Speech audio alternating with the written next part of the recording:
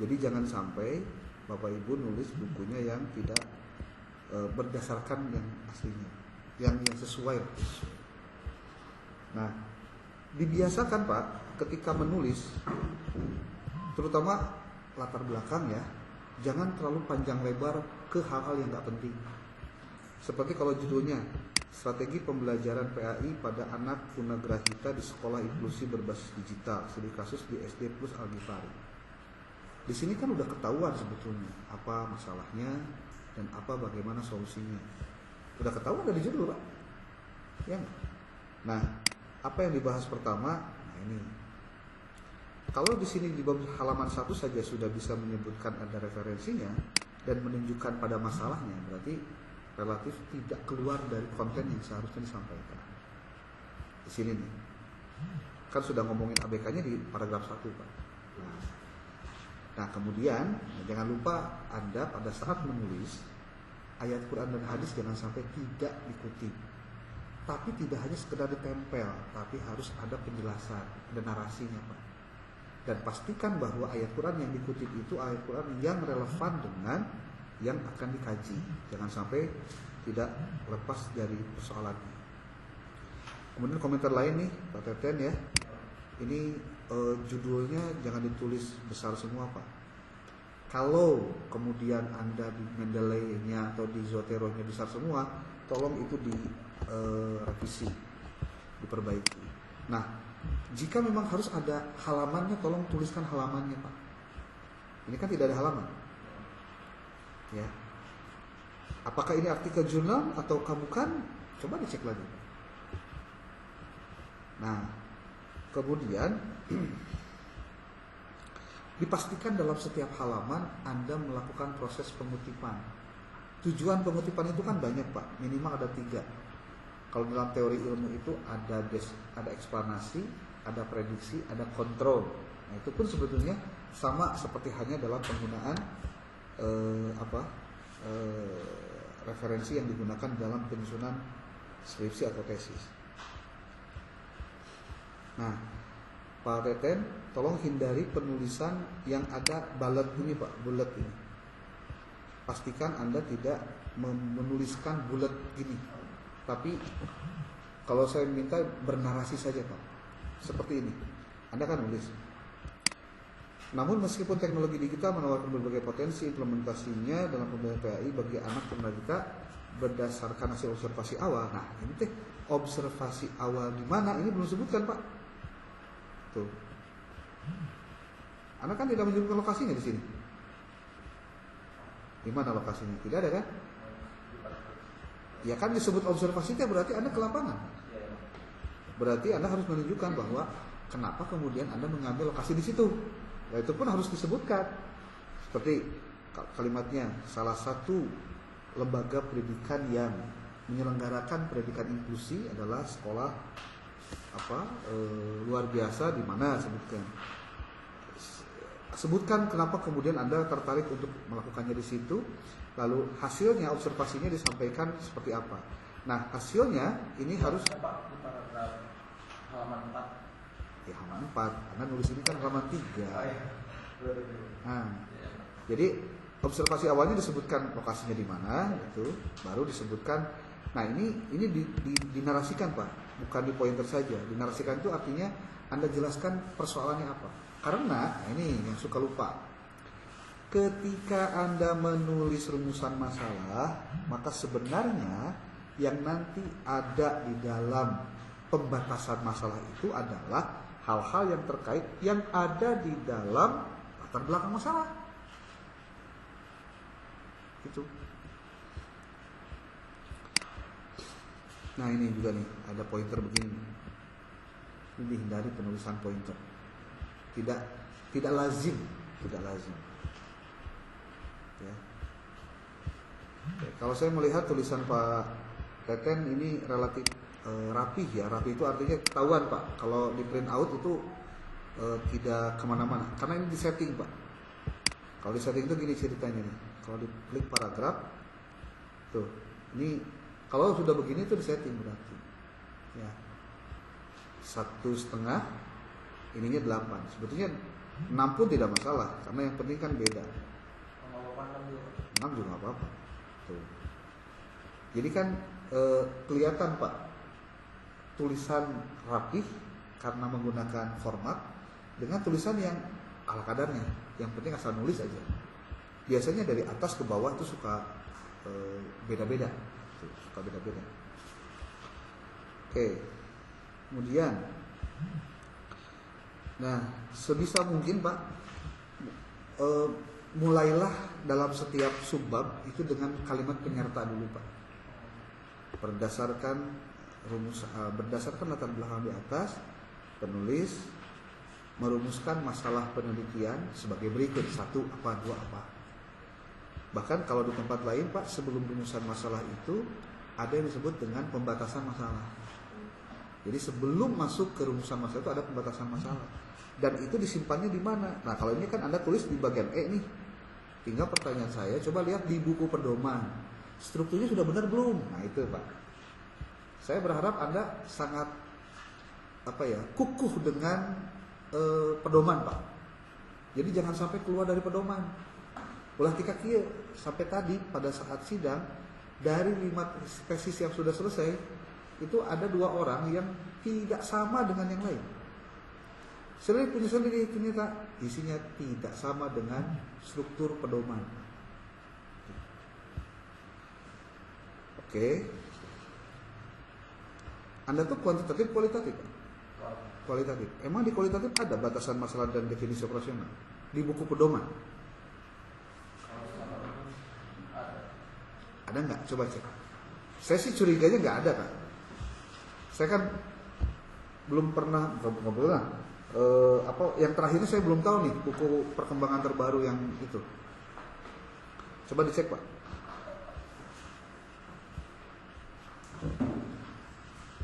Kenapa saya harus tanyakan? Sebab pengistilahan ini adalah bagian yang perlu disampaikan dulu dari pertama. Pak Usman ayat batasan masalah dan definisi operasional ada sesuai buku pedoman berarti. Nah, ya. Oke, nah ini juga nih, lihat Pak Teten. Nih, ini tuh kutipan apa nih?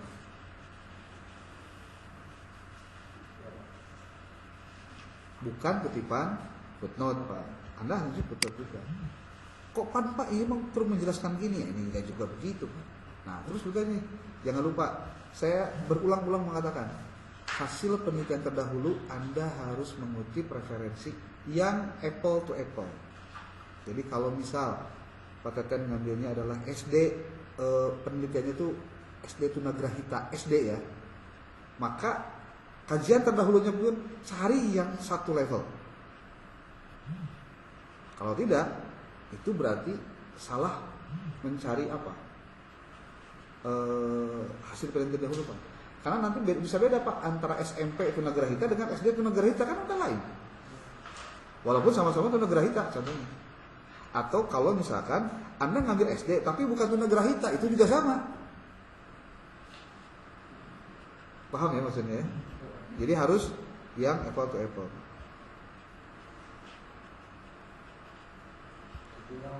Ini nomor 2 apa? Tunadaksa ini mah. Beda Pak. Beda Pak. Ini TK malah ini. SLB ABC Taman Pendidikan Islam. Ini apa? Tunagrahita ya. Oke.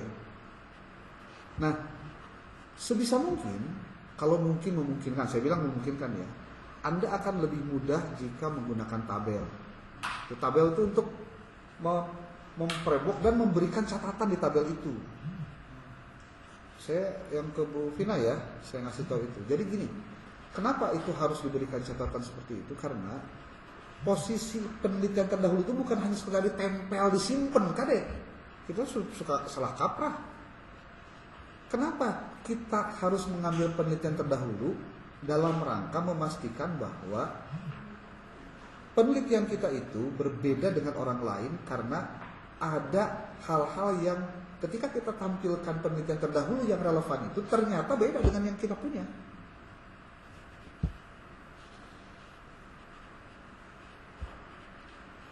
ini sebelum Muhammadiyah 2 Magelang berkebutuhan khusus tunagrahita bukan Pak? Iya ya tunagrahita ya. Nah nih coba lihat, ketika bicara hasil penelitian terdahulu di akhirnya itu tidak ada kalimat penyerta yang menjelaskan bahwa pada saat sudah menjelaskan hasil penelitian terdahulu sebetulnya apa yang menjadi pembeda antara apa yang akan kita lakukan dengan yang sudah mereka lakukan.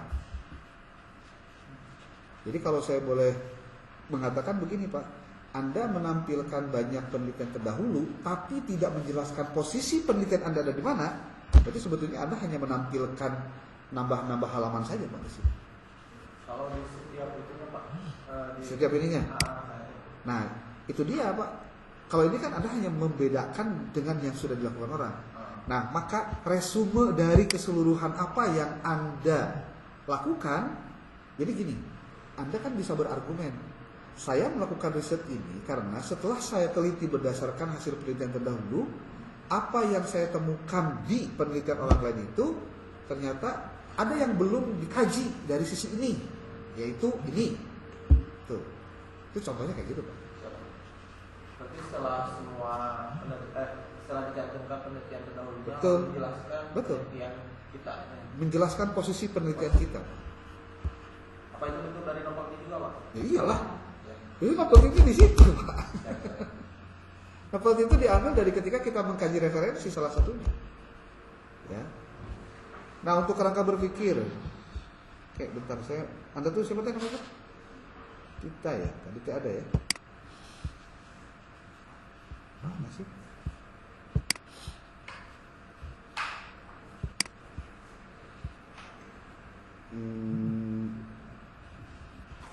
Hah? Kok nggak ada?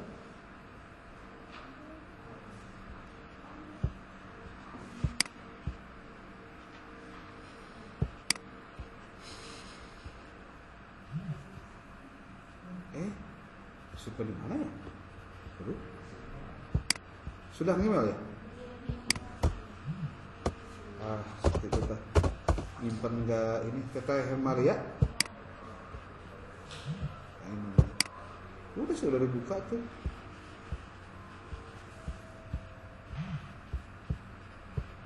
Cuma nyimpennya kayaknya di depan. Si ibu itu siapa namanya? Udah kirim email. Oke. Ya, saya buka ulang lah.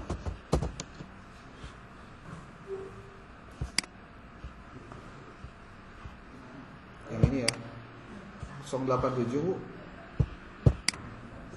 Yang ujian sama saya selain dua orang ini siapa lagi? Yang lainnya udah yang minggu lalu ya?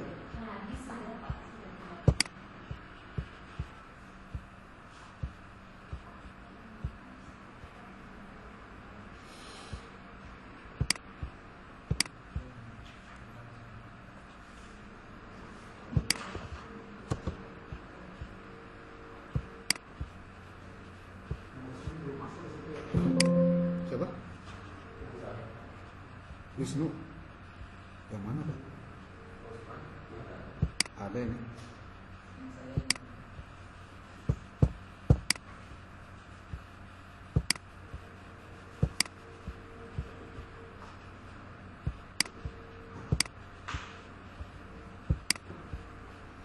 Terus lagi Pak, pada saat menerjemahkan ke dalam bahasa Inggris atau ke dalam bahasa Arab, tolong dilihat lagi tulisannya. Plus dilihat lagi, takut-takut pas di print ternyata hasilnya jadi kayak huruf Cina Pak. Itu sering terjadi tuh, jadi error.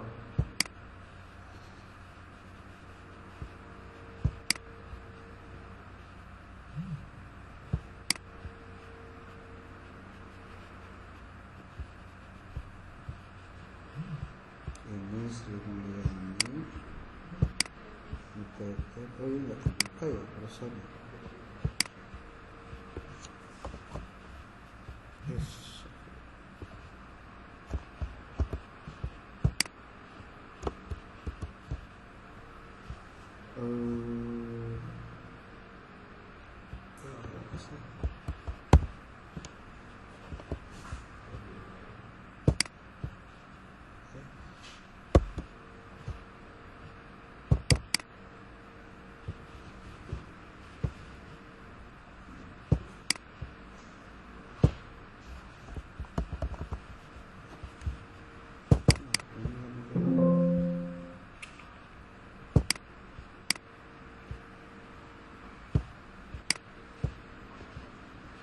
Aduh.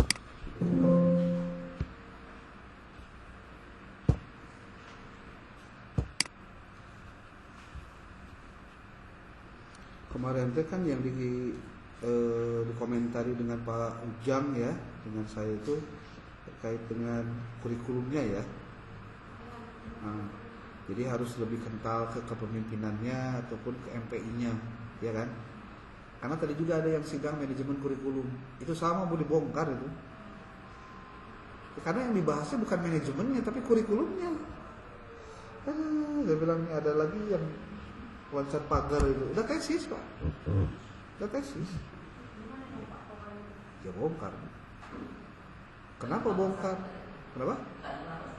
Iya, yang MPI. Kenapa dibongkar? Ya karena tipis antara MPI dengan PAI. Jangan sampai yang MPI ngambil kapling PAI, ya begitu pun sebaliknya. Itu. Ini. Halo.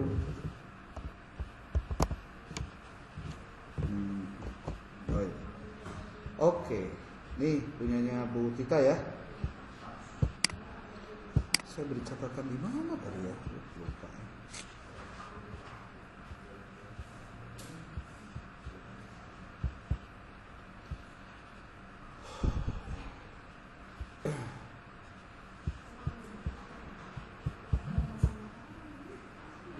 Ini jangan besar semua Bu.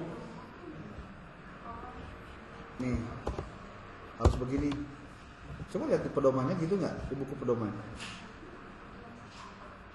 Terus ininya nih, ini jangan seutet begini nih, menjorok.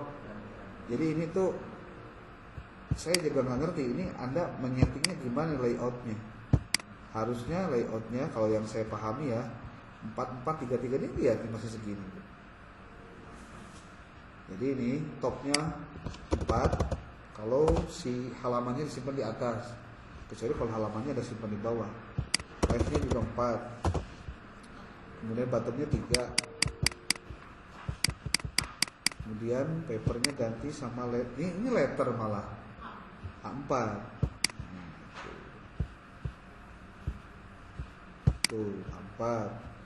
Cuma ini kan di section doang ya, di section itu berarti di sini doang. Kita lihat tuh. Jadi begini tuh strukturnya.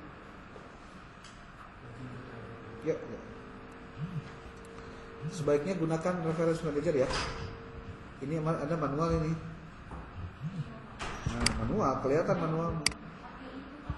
Kayak apa? Hah? Yang dari Word-nya ya.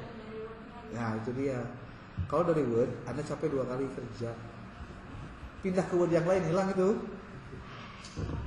Tapi kalau pakai reference manager, dia bisa ngikut. Jadi tinggal di save di tempat orang lainnya, jadi si referensinya muncul. Tuh. Nih lihat nih. Ini posisinya geser. Ini harusnya tuh di sini nih. Ke ujung aja. Nah, ininya di sini nih, di 1. Tuh. Ini yang A, Anda Ctrl Shift M. Tuh. Jangan di manualkan. Kalau manual capek. Ctrl Shift M. Kenapa? Saya mau pengen. Jadi saya belum triknya belum. Gimana gampang. Nih lihat nih. Ini kan gini nih. Ya. Di blok. Nah, biar dia ke pinggir semua, kan biasanya kita mau begini nih. Semua kan tuh 2 kan gitu. Ini kalau udah di blok, Ctrl Shift diklik M. Malaysia tuh. Yes. Bisa gampang kok. Di YouTube banyak nih. Nah, ini tinggal diperbaiki lagi. Ini bagusnya di ini aja nih. Ya dirapikan dulu lah. Paling tidak Anda pertemuan dengan saya walaupun singkat, ya minimal ada yang bisa dibawa lah. Walaupun nggak lama tuh. Ininya ngikutin aja ke sini. Jadi kalau sudah atasnya kita format, ke bawahnya satu-satu aja diperbaiki. Tuh. Ini baru bercerita yang sifatnya ini ya, tulisan-tulisan. Ini juga sama tuh. Nah, kenapa harus dimanualkan, dikliknya nggak diotomatiskan? Biar ada sekalian baca, kata saya. Sekalian baca naskah, jangan sampai ada yang salah. Tuh. Ya, tuh.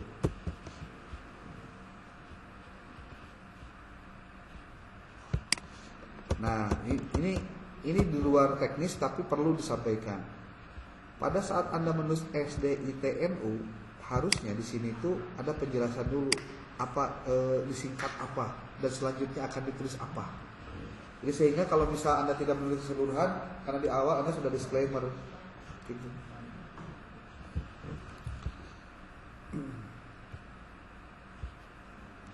Dan menulisnya harus konsisten.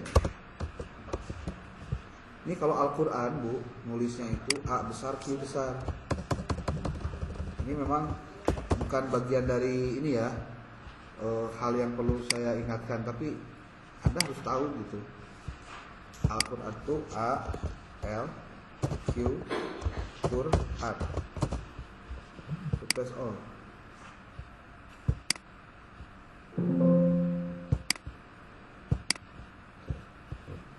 Ini pun sama. Sini, kalau tanda ada biru di sini berarti ada kesalahan dalam penulisan. Kalaupun tidak seperti ini belah sini. Terus aja cek mana kesalahan-kesalahannya. Ini juga sama. Ini di penulisan dulu ya. Nah.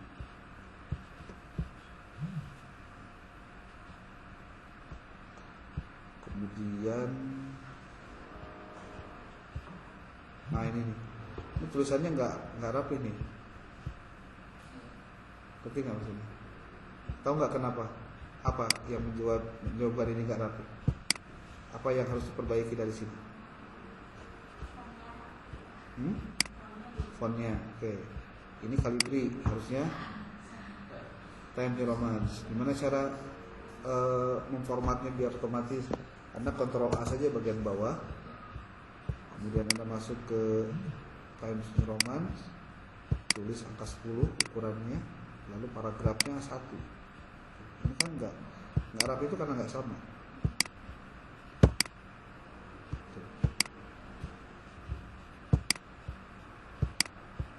Ini Ctrl A lagi, ini nih di justify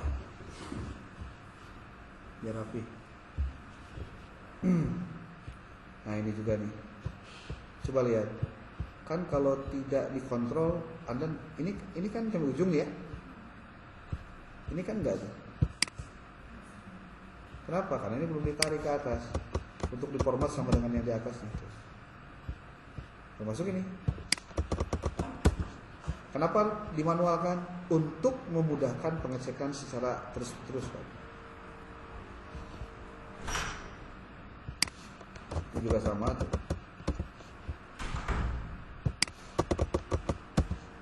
Jadi penguji itu jangankan lihat mau baca fisiknya kelihatan nggak enak dibaca, pusing itu mumet, Bu. Bisa begini. Ini juga nih, harusnya ini aja, Bu. Nah, terus Ctrl Shift M. Tuh, ini share. Ini perbaiki lagi. Ini pindahkan ke sini. Sama kan? Sesuai dengan judul di atas. Nah, udah sesuai dengan judul di atas. Berdasarkan latar belakang masalah di atas. Jadi bukan judulnya yang dikajinya, tapi latar belakang masalah. Maka secara rinci perumusan permasalahan adalah sebagai berikut. Jadi apa yang digunakan, apa yang mempengaruhi, bukan mempengaruhi, memengaruhi. Ini kalau saya klik kanan, Ctrl F, ada 3 kata Anda nulis mempengaruhi. Tolong diganti plus all. Kemudian ini tuh.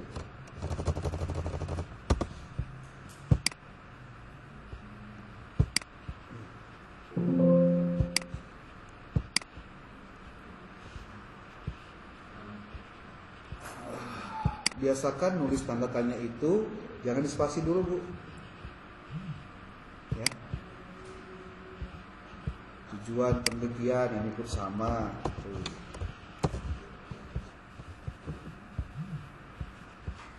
Nah ini keliru ya. Jangan lagi mengulang kata tanyanya. Anda menuliskan gini kan, strategi apa yang digunakan kepala sekolah dalam bla bla bla bla. Anda nulis di sini menganalisis strategi apa yang digunakan. Ya ini dihapus apanya, ngapain? Ini juga sama nih, ini gitu. Jadi jangan menampilkan kalimat kata kalimat tanya ketika menuliskan tujuan.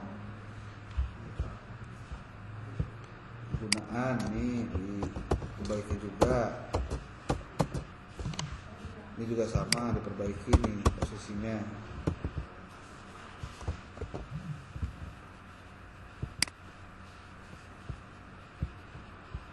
Di antaranya disatuin apa dipisah? Satuin apa dipisah? Di antaranya. Pisah lah. Mana sih? Kenapa coba? Bisa ngebedain nggak antara dipisah dengan disambung? Kalau waktu dulu kan itu ke tempat ya dipisah. Kalau menunjukkan kata benda atau kata selain kerja itu berarti dipisah. Kalau menunjukkan kata kerja berarti satukan tuh model. Disusun. Satukan. Di Jakarta. Kenapa? Jakarta bukan kata kerja. Oh ini simpel lah. Repot amat Pak. Ngerti ya? Gampang lah gitu mah. Tapi kadang-kadang mengerti gitu. Betul. Satu. Tuh, bukan pendahulunya. Ini juga sama.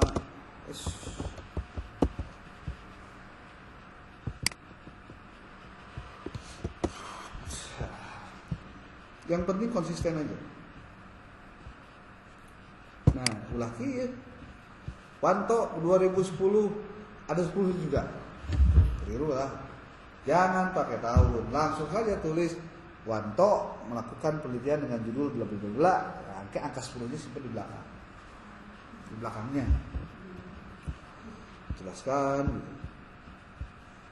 Cukup narasi begini tuh kelemahannya adalah bagi orang yang enggan membaca, dia pengen langsung pada pokok masalahnya daripada ada banyak bernarasi.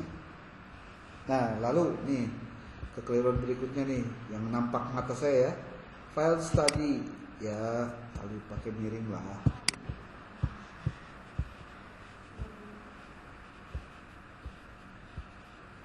Apa lagi? Anda penelitiannya di mana? SD ya? Kenapa ini MA? Kan? Nggak secara sengaja kita tidak apple to apple ketika melakukan kajian pustaka. Pustaka itu banyak banget, referensi banyak sekali. Cuma yang nanti relevan dengan yang Anda akan tulis yang mana, itu kan nggak gampang.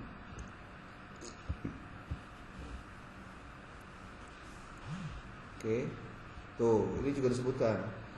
Penelitian ini dibedakan dengan bla bla bla bla bla. Nanti di akhirnya ada penjelasan rangkuman dari keseluruhan positioning dari tesis Anda ketika berhubungan dengan yang lain.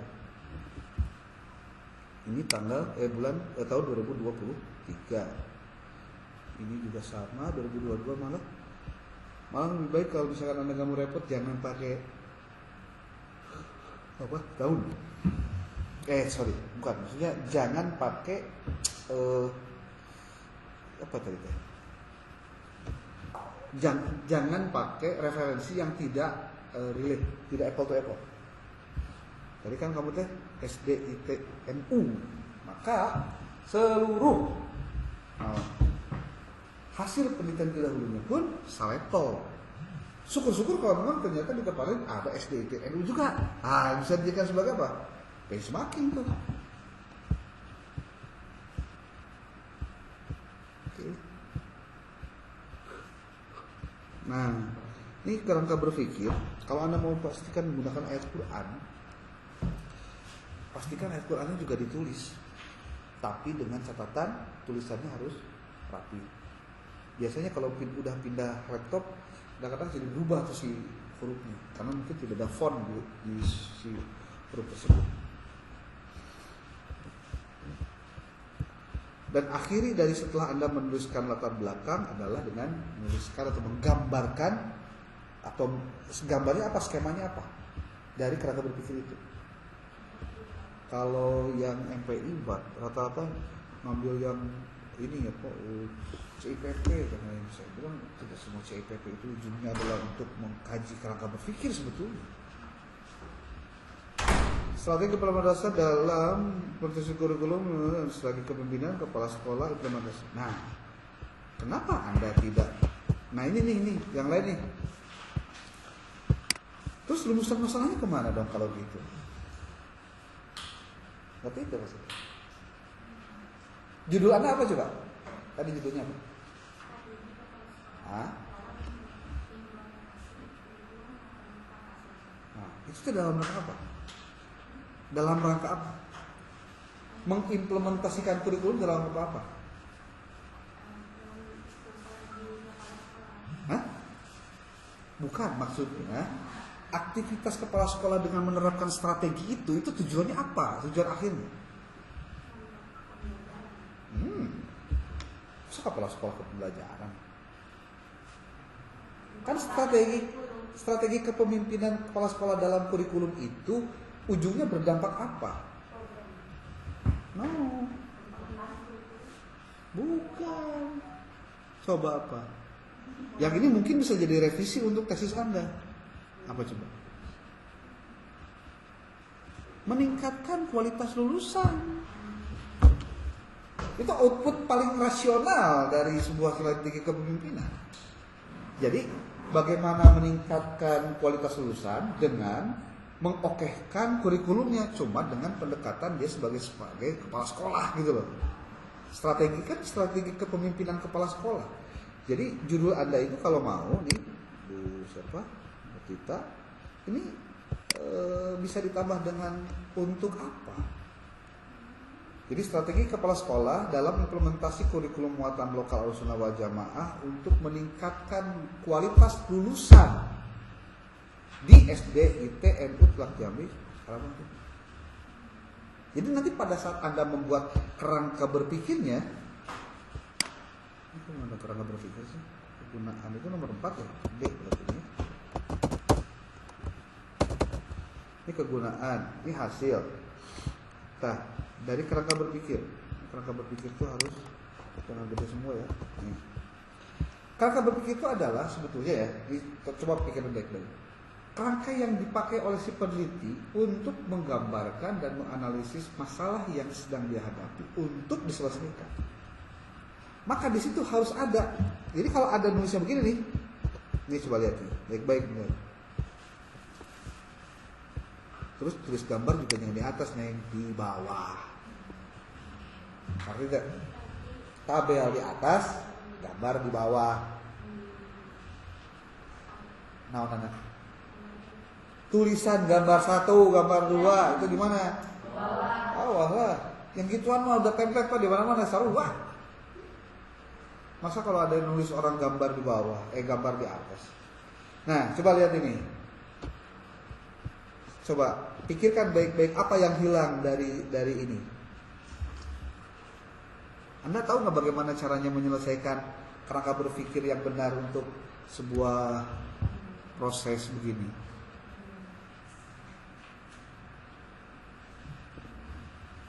Kalau ditanya, Pak ini benar atau enggak? Saya nggak nyebutin benar. Pak ini salah enggak? Enggak juga salah, tapi ada yang kurang lengkap. Sekarang saya tanya, rumusan masalahnya apa aja? Masih ingat nggak rumusan masalahnya?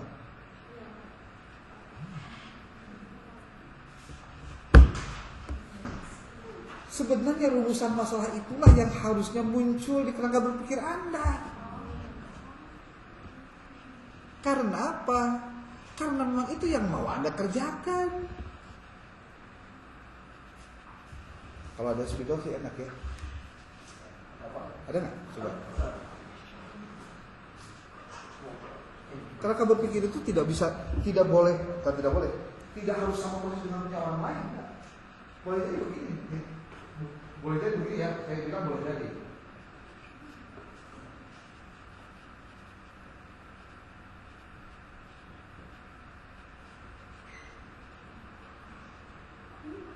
ini kepemimpinannya, ini strateginya. Ini rumusan salah satu, rumusan salah dua, rumusan salah tiga. Ini faktor internal, ini faktor eksternal. Ini untuk apa? Untuk meningkatkan kualitas solusi.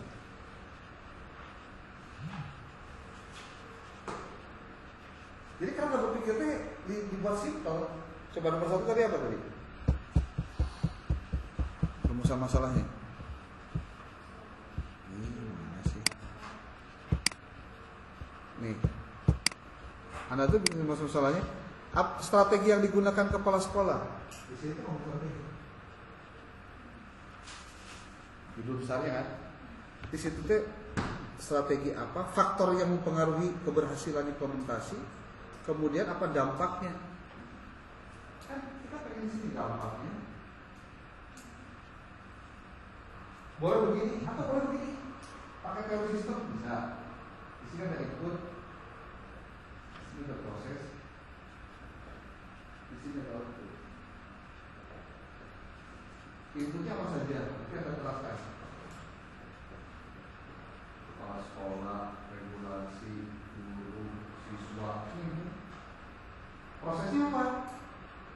Semua rumusan masalah di sini dalam bentuk kalimat positif. Outputnya apa? Untuk meningkatkan kualitas solusi. Jadi jelas bahwa tahapannya juga clear. Jadi ini kalau misalkan misalnya di sini feedback, tapi itu bukan. Jadi cara berpikir itu gambarnya bisa sederhana, bisa rumit, tergantung cara berpikir Anda. Kalau berpikir Anda rumit, pasti gambarnya kemana? Tapi coba lihat, apa sebetulnya yang diharapkan dalam sebuah kerangka berpikir? Tahapannya kayak gimana? Kata kuncinya tahapan berpikir di prosesnya itu adalah yang kita kajinya perlu sama-sama. Di sini. Kalau ini hanya untuk menjelaskan bahwa faktor pendukung penghambatnya itu kan nomor 2 ya. Itu ada faktor-faktor yang mempengaruhi itu ada internal dan eksternal. Anda kan elaborasi juga itu. Kalau mau masalahnya itu, sementara ini dampaknya kan. Jadi dari gambar pun kita bisa melihat adanya. Oh, ini kan maksudnya kan dia, itu kan dia. Ujungnya iya. Itu.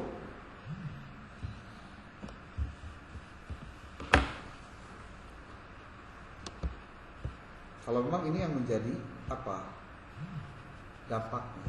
Apa sih? Rumusannya lah, rumusannya. Oke, kalau berpikir Anda nulisnya gimana? Pasti kan tuh. Nah, kalau ini kalau berpikir begini, apa yang bilang? Rumusannya nggak ada. Yang akan Anda jadikan sebagai poin untuk dijelaskan itu sebenarnya adalah rumusan masalah. Karena kebetulan di sini semuanya rata-rata di kualitatif, nah saya minta kualitatifnya harus kualitatif yang tepat. Tepat itu artinya gini. Anda menggunakan tema penelitian kualitatif jenis apa? Nih, siapa nih?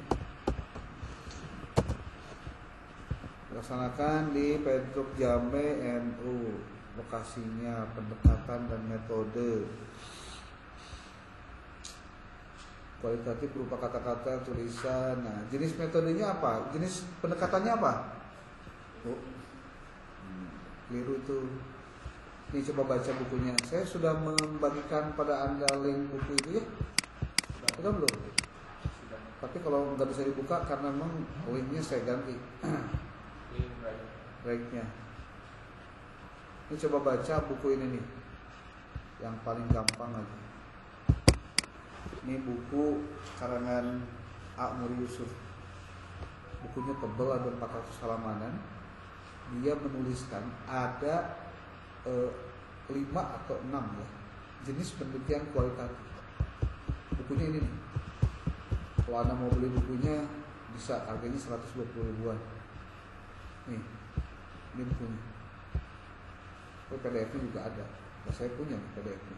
Banyak kalau ditanya, Pak, boleh nggak saya lihatnya dari PDF? Boleh. Yang penting Anda ngelihat tulisannya. Coba lihat ini. fenomeno. Oke, ini lihat. Beberapa tipe dan strategi penemuan dalam penelitian kualitatif. Ini yang saya sering kritik kalau mahasiswa yang tesis teh ngomongan deskriptif. Coba lihat sih. Ada nggak jenis penelitian kualitatif yang deskriptif? Nggak ada, Pak. Studi kasus, grounded teori, penelitian historis, fenomenologi, etnometodologi, etnografi. Sekarang ada lagi yang lebih perlu berkembang lagi. Nah, maksud saya, Anda ketika menentukan bahwa penelitian Anda adalah kualitatif, Anda harus pastikan kualitatif jenis apa. Seperti siapa Anda teh? Hina. Coba mana bukunya kemarin saya lihat. Saya bilang coba Anda beli buku metodologi penelitian khusus apa? Fenomenologi. Ini bukunya nih. Kalau studi kasus ada Pak? Ada bukunya. Pengarangnya juga sama si Amir Hanjil juga. Di dalamnya ada penjelasan bagaimana cara rumusan masalah, bagaimana cara penggalian datanya, bagaimana cara dan lain-lain. Dan apa yang membedakan antara jenis penelitian ini dengan penelitian yang lainnya. Saya pikir ini perlu juga dipakai ya. Paling tidak saya berharap Anda sebagai mahasiswa yang sedang tesis harus membaca buku yang memang referensinya jelas mengarahnya kemana. Jadi kalau kemudian ada orang yang mengatakan, kamu dapat info itu dari mana? Atau kamu dari mana kok begini mengerjakannya? Ya Anda lihat, saya berdasarkan buku ini. Ini sebetulnya hanya buku Indonesia ya. Ada nggak buku yang asingnya? Ada juga yang lain. Nah sekarang pertanyaan saya ke Anda, jenis penelitian kualitatifnya apa? Tadi kan deskriptif ya. Lah, deskriptif itu kalau di sini nih lihat nih. Ada jenis-jenis penelitian kuantitatif, Pak. Nih lihat, Pak. Nih, misi Hayek Apal. Karakteristik dan jenis-jenis penelitian kuantitatif halaman 60 ya. Coba kita cek ya halaman 60 ya. Aduh, ya lo bakal 60 nih. Nah, nih lihat nih. Halo. Nih. Yang disebut dengan penelitian kuantitatif. Kuanti dulu ya, saya ngomong kuanti ya. Kuanti. Lihat. Kuantitatif itu karakteristiknya apa? Nih, ada penjelasannya. Lalu di sini juga ada jenisnya. Jenisnya di sini nih. Nih. Mana? Nah. Nih, jenis penelitian kuantitatif. Ada eksploratif, ada kuantitatif, deskriptif kuantitatif. Ada lagi penelitian korelasional. Ini kuanti ya, saya bilang kuanti. Penelitian kausal komparatif, menyebutnya ex post facto.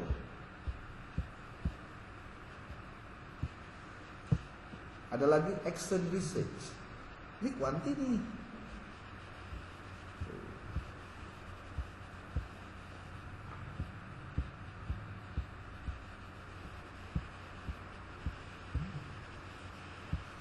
Ada lagi penilaian project. Oh ini refleksi 1, 2, 3. Jenis penelitian tindakan. Nah, ada lagi eksperimen nomor 6. Berbeda kan? Jenisnya apa saja eksperimen? Tuh, ayat disebutkan.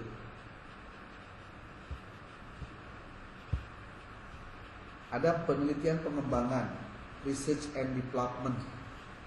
Tuh.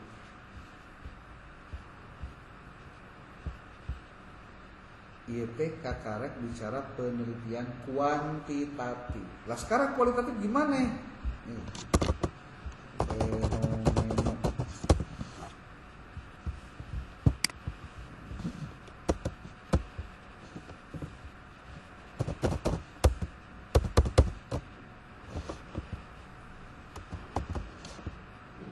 Studi kasus.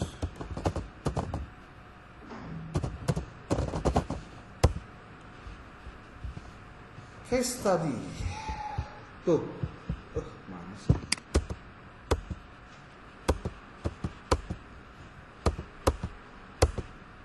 Banyak banget ini. Kalau lihat di sininya, di apa? Nih.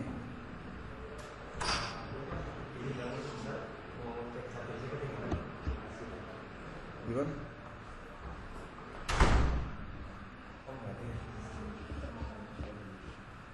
Makasih Pak. Oh, nggak ada ya? Ini punya saya nih. Nah, kalau untuk yang kualitatif, ya lihat nih. Halaman berapa? 338. Nih. Isi terpercaya. Nah, Anda yang hari ini mau belajar tentang apa? Di sini Pak, di bagian yang 10 3 Kenapa? ini di sini yang kotak kecil itu, yang ada halaman 10 itu. Ini? Nah, Oh, salah. 328.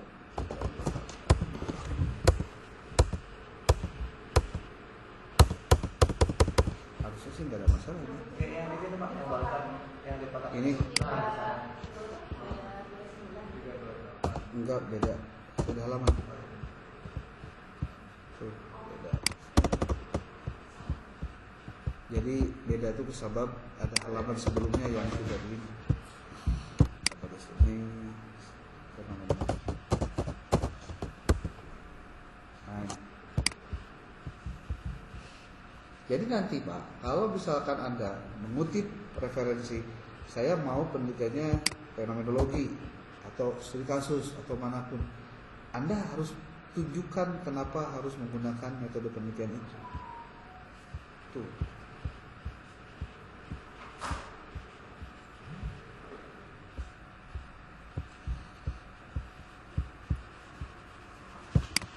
Fenomenologi.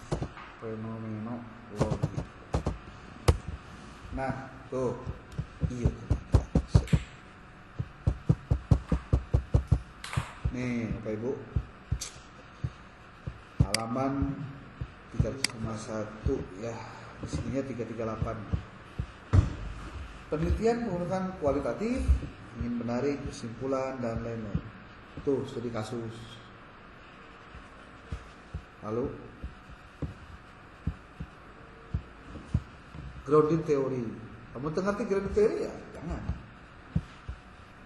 Pastikan Anda cari yang sesuai dengan penelitian Anda. Ini sama.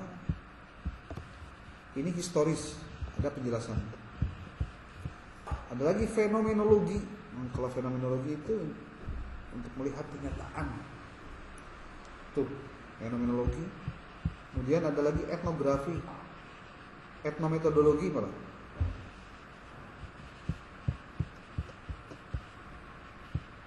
Ada terakhir etnografi.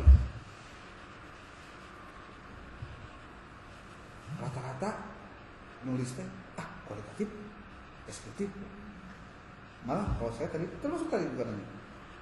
Deskriptif, kualitatif itu ngambil dari bukunya siapa sih? Emang ada? Jangan-jangan Anda hanya ngelihat hasil karya orang lain, dan orang lain pun lihat hasil orang lain lagi. Orang lain lihat lagi orang lagi. Jadi Anda itu dolun mudil, sudah sesat menyesatkan. Jadi pastikan Anda memilih dari referensi ini.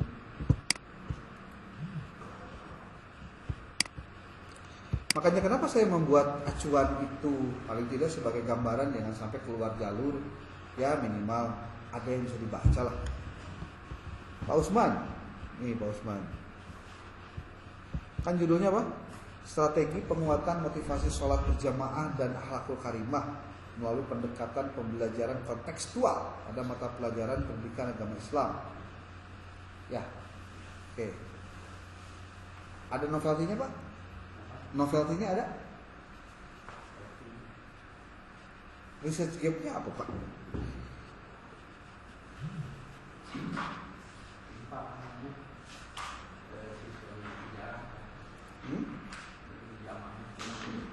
Siswanya jarang. Siswanya ada berapa? Banyak. Terus?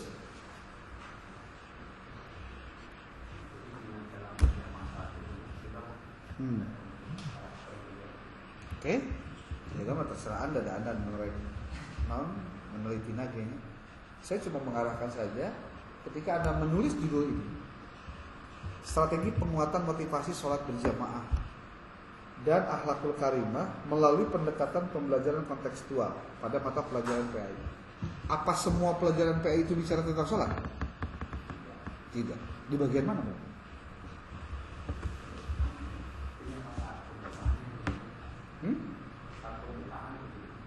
Saat pembukaan persepsi. Coba kita lihat ininya, rumusan masalahnya. Ini pakai ini Pak, bagus Pak.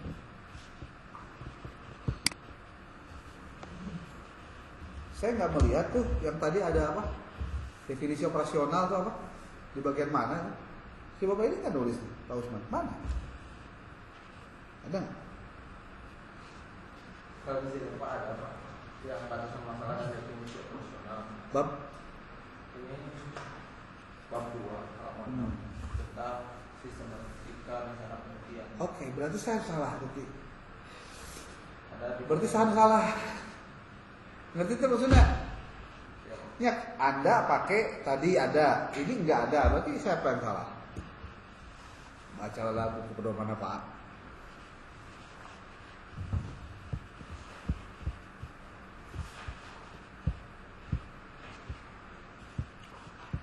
Oke. Saya sudah berikan catatan-catatan gitu Pak. Tuh. Mau buatin catatan ki bisa liur deh. So ini hiji-hiji Pak tuh. Kritik sarana naon, kedua aspek yang dipisahkan. Wah tuh. Hah? Benar detail lah. Saya kan baca katakan lila. Kalau punya pikiran tuh nanya di kumaha ya supaya benar. Ya berbagai cara dilakukan. Ya, kalau misalkan Anda mau, silakan pakai ini. Ya, rumusan masalah Anda kan ini nih. Ini rumusan masalah nih. Ya, Pak siapa? Pak Usman. Bagaimana pelaksanaan penguatan motivasi? Apa saja faktor yang memengaruhi motivasi siswa? Bagaimana implementasi pendekatan belajar kontekstual? Sejauh mana efektivitas ya? Kata-kata sejauh nanti pasti dikritik gitu Pak. Saya itu. Sejauh mana memandang? Oke, orang salah Pak. Ya. Jadi ya pakailah contoh kalau misalkan nih apa tadi? Metode kritik perbaikan kegunaan. Ini kegunaannya.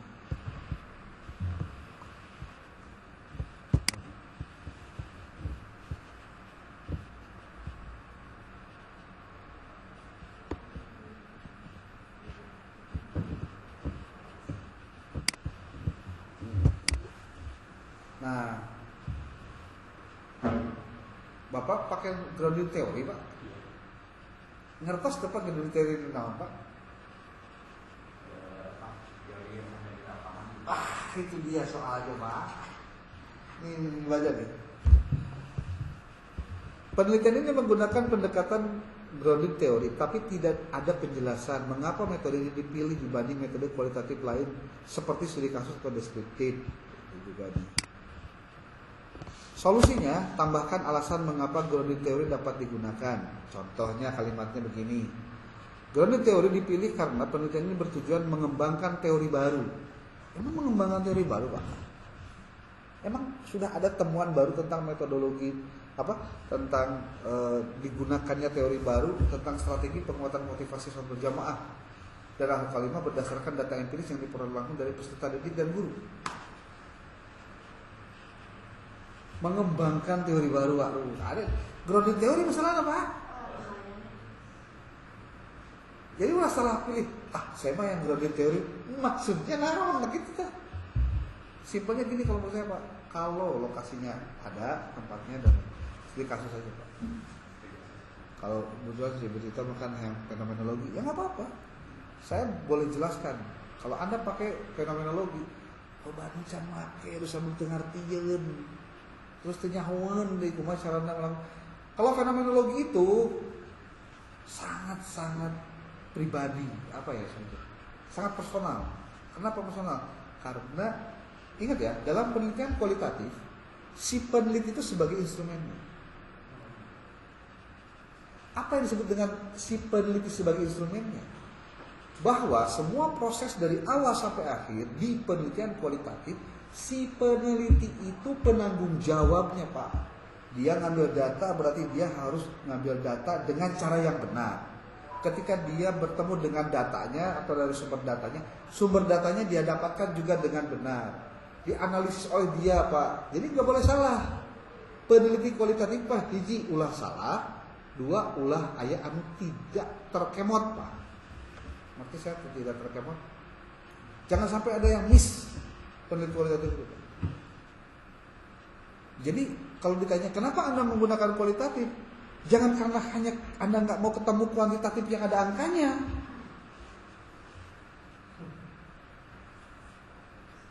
Gitu. Ya simpel sih sebenarnya. Kalau saya juga nggak repot-repot, tanda tangan, sidang. Nggak ribet Pak. Kan anaknya ngertinya gitu maksudnya. Ya kalau misalkan saya jadi pembimbingnya kan pasti saya arahkan lagi ya. Tapi siapa yang bertanggung jawab ketika nanti ada di ketika ada di persidangan? Ya Anda sendirilah. Makanya nih saya kasih tahu rumus kenapa kemudian orang banyak gagal banyak tidak benar pada saat dia menulis karena dia nggak guide dengan referensi. Kemudian dia suka mencari referensi atau sumber tesis yang belum bisa dipertanggungjawabkan kebenarannya. Dan saya bilang bahwa Anda jangan percaya kepada tesis yang sudah-sudah. Berarti Pak, tesis yang saya lihat kemarin salah dong? Enggak, dia benar di zamannya. Benar nggak? Benar di zamannya. Nggak, udah jangan mikirin lagi tesis orang lain. Ada mah kudu bikin tesisnya yang sesuai dengan apa yang seharusnya dipakai. Anda perhatikan baik-baik apa yang saya jelaskan sekarang. Dan ini tidak saya ini selalu saya sampaikan pada saat saya melakukan penelitian, saya menyampaikan ini kepada mahasiswa saya, pada yang saya uji. Perhatikan baik-baik. Mudah-mudahan jadi pengalaman tersendiri. Ceritanya tadi saya nguji sidang ini. Ada namanya si sebagian di MPI. Ini ngereng-ngereng jelema kalinya. Tesisnya 199 halaman. Dari halaman 1 sampai dengan halaman terakhir. Secara umum tesisnya tidak ada masalah. Judul oke. Saya nganggap judulnya eye-catching buat saya. Karena judulnya sudah mengandung 3 hal. Metode, significance dengan objektif. Ini judulnya ada semua di sini. Manajemen strategi membangun brand image madrasah untuk meningkatkan daya saing. Jadi dengan daya saing dia dapat meningkatkan image-nya, tapi dengan manajemen strategi. Jadi 3 hal itu ada. Seperti tadi saya bilang kan, strategi kepemimpinan kepala madrasah dalam apa tadi? Meningkatkan kurikulum untuk apa? Meningkatkan kualitas lulusan contohnya. Kan itu 3 hal itu sudah ada. Nah, sekarang tadi judulnya Pak, metode yang signifikan, objektif. Itu judul yang baik itu seperti itu. Bukan judul yang baik lah. Saya menyebutnya kalau nyebut judul bagus, kayak enak juga kalau ada orang nyebut nggak bagus ya. Tapi judul yang mengandung masalah, mengandung cara, dan mengandung signifikan. Nah itu. Significance itu apa sih? Anda tuh melakukan riset itu untuk melakukan sesuatu gitu loh.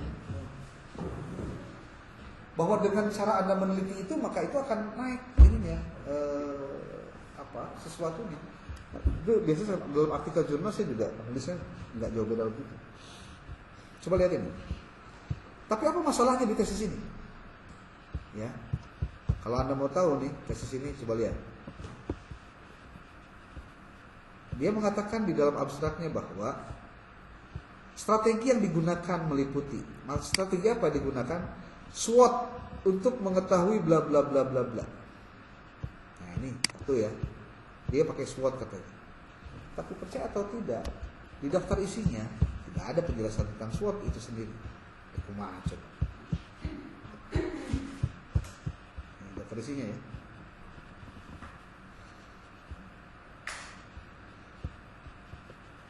Nggak ada SWOT. Nah. Itu satu. Kedua, ketika berbicara di bab 3, saya fokusnya selalu kalau saya nguji tesis, saya selalu ngujinya di bagian bab 3, di bagian apa? Nih, metodologi penelitian. Coba perhatikan baik-baik.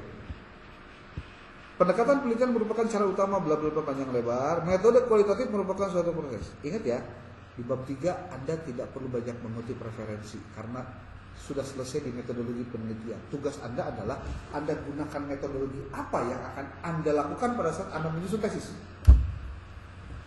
Jadi bukan pak keren-keren masukin rumusan apa? Referensi, bukan. Tapi agenda kerja Anda itu mau ngapain? Tapi Pak, kalau saya mau mengutip boleh nggak? Boleh, sebagai penguatan.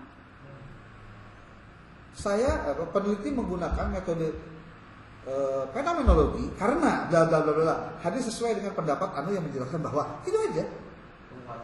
Penguatan saja, bukan menjelaskan yang disebut dengan metodologi penelitian kualitatif fenomenologi adalah bla bla bla. Nggak usah dijelasin itu karena ini bukan lagi cerita tentang metodologi penelitian.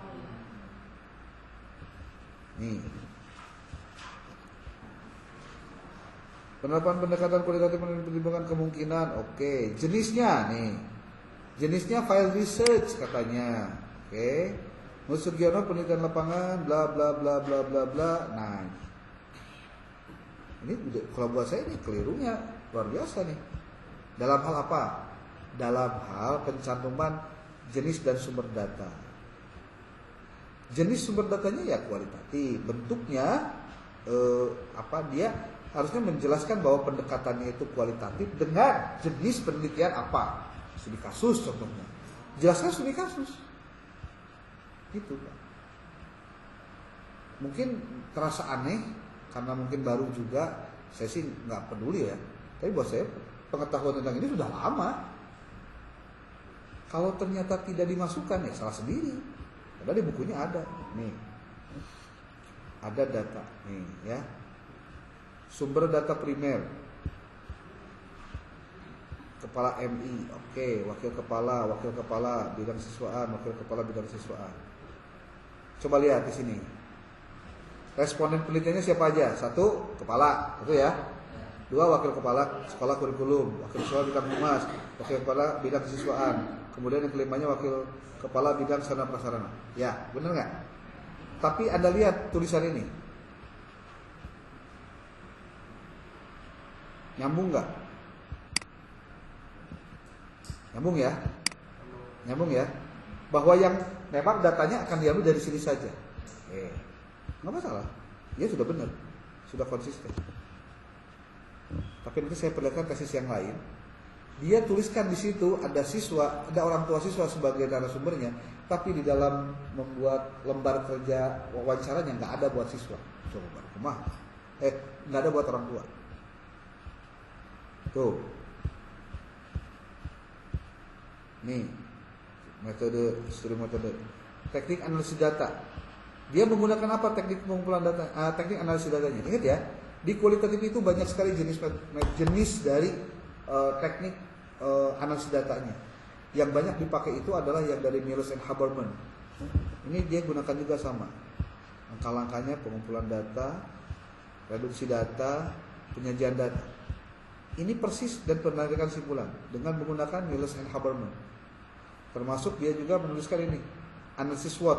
Dalam menganalisis data penelitian, penulis juga menggunakan analisis SWOT sebagai yang menggambarkan secara jelas bagaimana kekuatan bla bla bla bla bla. Ingat ya, bab 3 itu kerangka kerja si peneliti dalam melakukan penelitian. Jadi kudu sesuai apa yang dilakukan dengan yang ditulis. Nah, problemnya coba lihat lagi sekarang. Di sini ada prosedur dan teknik pemeriksaan data. Triangulasi sumber. Nih, lihat nih. Kemudian ada triangulasi metode. Tuh. Ada triangulasi teori. Coba lihat di sini. Menurut Lincoln and Guba dikutip Moleong, dia ngutip nggak di sini? Ada nggak ke bawahnya? Nggak ada ya? Iya tinggalin. Nih, dia mengutip Guba dari Lincoln dan Guba yang dikutip oleh Moleong. Ada nggak referensinya? Ada. Nah, ini yang keliru Pak, nggak boleh. Kalau Anda ngutip harus dituliskan sumbernya. Ya. Triangulasi teori. Emang triangulasi teori? Saya nggak ngerti. Kalau Anda mau tahu di sini disebutkan nih jenis triangulasi. Bukan mana mau dipakai heran sebenarnya. Anda mau tahu nggak bagaimana teknik keabsahan data dalam penelitian kualitatif? Di sini ada dijelaskan tuh. Bahwa penelitian kualitatif itu akan disebut memiliki data yang kredibel jika dia melakukan ini salah satunya. Memperpanjang waktu kesetaraan peneliti di lapangan. Pertanyaan saya paling simpel kepada si mahasiswa yang mungkin itu. Berapa kali Anda ke lapangan di kualitatif? 4 kali Pak. Apakah menurut Anda 4 kali cukup untuk dapat data? Anda percaya nggak ada sebuah skripsi penelitiannya sebulan full, tidak kemana-mana?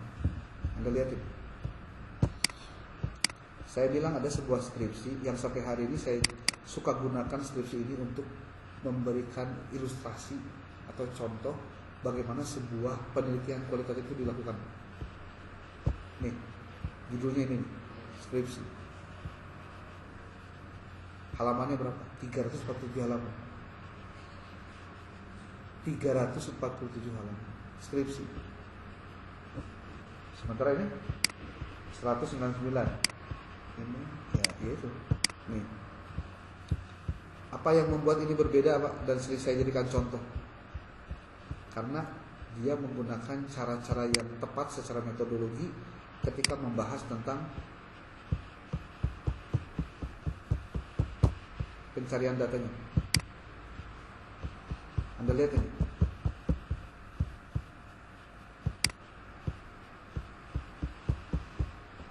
Mau saya perlihatkan apa dulu buat Anda nih? Saya juga bingung. Coba masalahnya. Ini Pak, lampirannya ya. 151 nih ini. Pertama ada lembar observasi Pak. Ini per hari Pak. Dia tulis ini satu. Ini tulis nggak pendek panjang, ini mah formatnya doang. Dan setiap hari dia tulis ini. Semua yang diobservasi ditulis. Hasilnya kayak gimana? Anda mau tahu nggak gimana cara dia menuliskannya? Nanti saya perlihatkan. Ini hasil observasinya Pak. Sok tingali ayeuna tesis nu aya. Ngomongin kualitatif. Terus di dalamnya ada observasi. Mana bukti observasinya? Foto doang. Ini Pak, ditulis. Hasil observasi itu apa sih? Apa yang Anda lihat? Anda yang amati. Ini Pak. Kegiatan rutin sekolah pada Senin 27 Maret 2017. Dia tulis ini. Dari mana ia tulis ini? Berdasarkan ini Pak. Jadi dia tulis di sini nih. Kemudian tanggal 29 Rebo dia jelaskan juga. Segini aja Pak. Bayangkan Pak, sakieu wae oge dikumpulkeun dina sabulan jadi loba. Itu teh data hasil observasi doang. Biasanya kalau kualitatif apa aja alat pengumpul datanya? 1, observasi. 2, wawancara. 3, studi dokumentasi. Tah eta teh putilu teh Pak. Dina palebah Anda membahas bab 4 di temuan, itu tiga-tiganya mesti muncul ini. Tapi Anda lihat di tesis-tesis yang sudah tak muncul, Pak.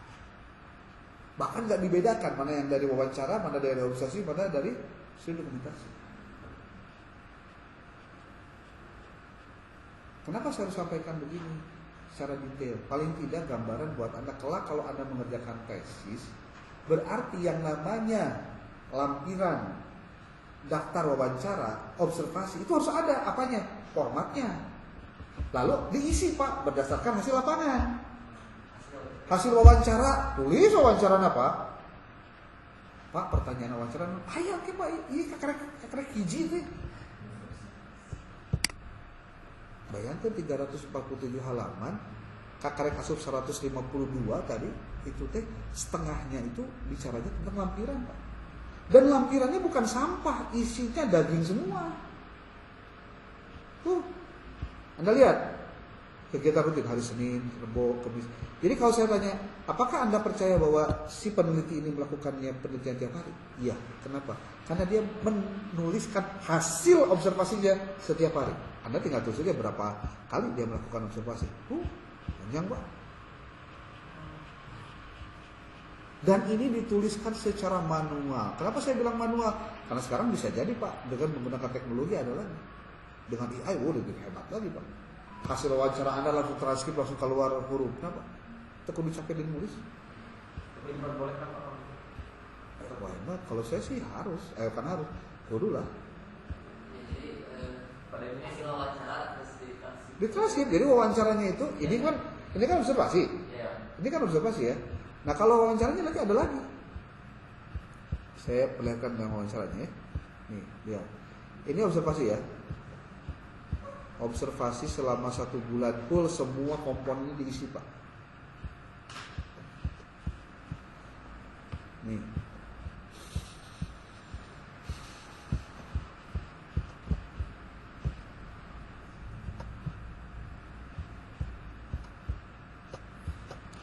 Tadi nama itu hiji-hiji. Nah ini daftar pertanyaan, Pak. Daftar pertanyaan untuk siapa? Ini untuk kepala sekolah. Pertanyaannya berapa? 28. Untuk guru berapa orang? Berapa pertanyaan? 30. Untuk siswanya berapa orang? 29. Coba kita lihat jawaban hasilnya gimana cara menuliskannya, Pak. Tinggal itu. Ini kepada kepala sekolah, Pak. Ini pertanyaannya jawaban. Dia tanya tanggal 27, ini tanggal 27, tanggal 27, tanggal 27, tanggal 27. Tanggal 27, 27, 27, 27, 27, 27, 27. Jadi semuanya disampaikan pada tanggal 27. Pertanyaan ini.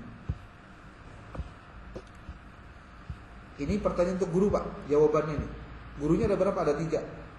Pertanyaannya ini, jawabannya ini. Nih. Ini yang disebut dengan triangulasi sumber. Ini salah satunya gini. Kalau narasumbernya ada 3, coba lihat ini jawaban ini sama semua nggak? Ada yang sama nggak? Itu berarti yang benar. Kualitatif itu di tangan mana yang sama, mana yang beda. Disebut data itu jenuh, ada istilah data jenuh. Kalau data yang dihasilkan hasilnya sama-sama terus, berarti datanya sudah selesai, fix. Tidak valuable juga, Pak. Ya, bisa dipertanggungjawabkan hasilnya. Saya sih nggak melihat ya, sorry ya. Memang rada nggak enak sih kedengarannya. Tesis di kita menggunakan cara-cara yang tepat ketika dia melakukan triangulasi data. Makanya masa saya harus bilang bahwa tesisnya itu sampah, kan nggak enak juga. Mereka kan dibimbing oleh para dokter, kadang juga sama profesor. Saya nggak berani juga. Secara etika nggak enak ya. Tapi kalau saya bicara secara metodologi penelitian, saya berani menyalahkan. Anda nulis di dalam bab 3 ada triangulasi. Saya selalu bilang, coba tunjukkan ke saya bagaimana cara Anda melakukan triangulasi. Itu nggak bisa jawab. Padahal triangulasi itu caranya gini nih dia. Ini kan yang penting ada datanya ya, data observasi, wawancara. Nanti ada wawancara dengan semua narasumbernya. Bapak boleh, Bapak? Boleh. Mohon maaf, Pak. Kalau yang tadi Bapak observasi,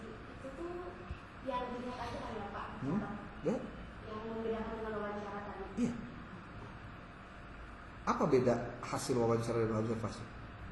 Tapi dengan instrumen yang jadi gini, wawancara dan observasi atau dengan studi dokumentasi pada prinsipnya diturunkan dari rumusan masalah yang sama.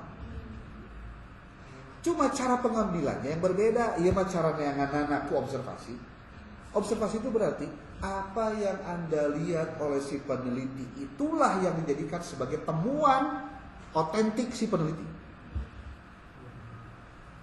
Otentik berdasarkan apa yang dia lihat. Kalau wawancara, data yang dia dapatkan, temuan di lapangan yang dia dapatkan berdasarkan hasil wawancara dia dengan narasumber. Otentik tetap, otentik karena si peneliti. Makanya disebutnya begini. Kenapa kemudian si peneliti dalam penelitian kualitatif disebut instrumen itu sendiri? Itu karena dia yang bertanggung jawab dari perencanaan, penulisan, pengambilan, pengolahan, penganalisisan. Itu siapa? Si penelitinya. Ini sama namanya kualitatifnya tergampang Pak sebenarnya. Gampangnya kuantitatif secara tanda petik ya. Kuantitatif asal ajeg bener teorinya, ajeg bener variabelnya, ajeg bener indikatornya, sub variabelnya selesai. Pakai rumus kayak gitu-gitu oke nih tiba-tiba rumus. Dan tujuannya juga untuk membuktikan hipotesis. Kualitatif no. Dia sangat dinamis. Bahkan judulnya A bisa jadi pas sidang beres jadi Z atau Anda jangan baper lagi kalau sidang Anda kemudian diganti judul lagi. Why not? Kenapa? Karena boleh jadi pada saat Anda melakukan prosesnya Anda belum menemukan yang tepatnya kayak gimana. Pas diarahkan ketemunya pada saat sidang, diarahkan lah. Anda mau ganti judul atau mau ganti isi? Mending ganti judul Pak. Ya ganti judul berarti disesuaikan yang isi gitu loh. Kalau Anda ganti judulnya mau itu berarti isinya diganti. Mau mana? Kan kerjaan dulu Pak itu Pak. Oke, tuh lihat Pak. Ini saya perlihatkan sedikit lagi lah. Waktu juga udah jam 3 nih. Nih, Pak lihat. Ini dengan siswa Pak, pertanyaan dengan siswa. Ada 5 siswa yang ditanya. 1, 2, 3, 6 siswa. Lihat tanggal-tanggalnya Pak. Nanya kasih AR sama tanggal Jumat, tanggal 1. Dan kalau wawancara banyak orang tidak boleh disatukan. Harus terpisah. Sebab kalau disatukan, cirinya nanti jawabannya bisa sarua atau turut kuning muncul sundal. Tuh, Pak. Ini jawaban siswa. Terus, terus apa? Itu panjang, Pak. Nah, ini Pak yang disebut dengan istilah kalau dalam penelitian bab 3 sering ada nih reduksi, penyajian data, simpulan. Tadi ada dengar nggak? Ya? Anda nulis pasti kan di bagian metodologi penelitian. Gimana cara menampilkan itu? Kan kita tulis nama mereka. Tapi pakai cara nanti. Nah cara nanti kita ditampilkan pula. Lalu direduksi. Reduksi itu apa sih? Reduksi itu dikurangi Pak. Mana yang sesuai, mana yang tidak. Reduksi itu artinya disesuaikan dengan pengurangan. Itu reduksi Pak. Tinggal. Deskripsinya di kegiatan rutin tanggal 27 Maret. Ini deskripsinya. Berdasarkan apa ini? Berdasarkan tadi awal. Khusus tentang bagian indikator ini. Setelah ini diisi Pak semua, sesuaikan dengan temuan tiap harinya yang berbeda. Jadi kalau tadi Pak berdasarkan berdasarkan hari, tanggal dan kegiatan rutin. Kalau sekarang mah per kegiatan disatukan dengan beda tanggal. Nanti Anda melakukan apa? Simpulan berdasarkan temuan setiap harinya di lapangan tentang kegiatan rutin sekolah. Anda dapatkan simpulan ini. Berarti kita masih reduksi. Makanya kalau pertanyaan saya selalu dengan cara apa Anda melakukan pendataan data ini diambil dari mana? Oh saya melakukan tahapan kan ada reduksi data, ada kesimpulan. Mana FTT gitu kan? Tahapan itunya mana? Nah ini contohnya kayak gini, ini saya baru contoh, saya bilang baru contoh. Iya, seperti itu. Karena kalau Anda mau menggunakan teknologi ada lagi. Bisa menggunakan NVivo, bisa menggunakan Atlas.ti.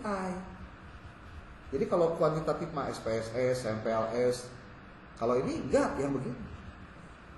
Tuh, disampaikan simpulannya gini. Tuh, simpulan ada. Nanti ada lagi triangulasi. Ini yang menarik menurut saya ini yang triangulasi. Ini manual ya, manual. Saya bilang manual.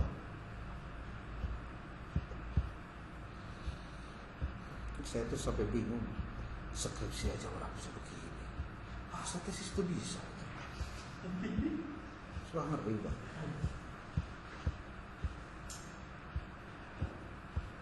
Oh. Ya. Sampai madat di dunia Pak biasa. Apalagi triangulasi ke mana lagi?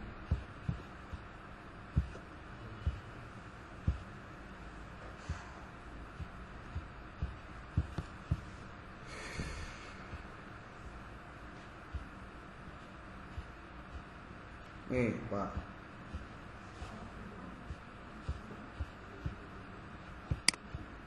terlalu panjang harus dipercepat lah. Nah nih Pak, tuh ini masih sama Pak. Tadi mah ngareduksi naon hasil observasi, sekarang ngareduksi hasil wawancara Pak. Wawancara apa? Wawancara kepala sekolah unggul. Ini pertanyaannya, ini jawabannya. Terus simpulannya apa? Gila deh. Kenapa kok harus ada kesimpulan? Lah kan si peneliti harus mengambil simpulan dari wawancara dia dengan si narasumber. Dan di situ ya Pak ya. Hah? Ya, simpulan itu jadi kan hasil dari situ. Ini yang kita sebut hasil dia, hasil si peneliti meradukan reduksi dan penyajian data dan mengambil simpulan ini. Sekarang Anda ketika wawancara ada jawaban, Anda menyimpulkan nggak? Kalau nggak menyimpulkan, berarti Anda cuma menjadikan apa yang disebutkan oleh si peneliti, si narasumber itu dijadikan sebagai penjelasan Anda. Nggak begitu.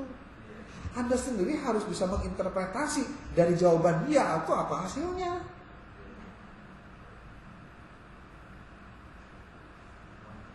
Coba lihat deh di tesis Anda di bagian bab tentang teknik analisis data. Ada nggak reduksi, penyajian, kesimpulan? Kak eta kumaha cara nurunkeunana begini loh gitu loh maksudnya. Bukan hanya Anda kan cuma penampilan bapaknya begini. Itu Pak ibarat daging yang digoreng udah di meja makan. Anda harus tahu dapurnya gimana caranya supaya daging itu bisa seperti itu gimana gitu loh.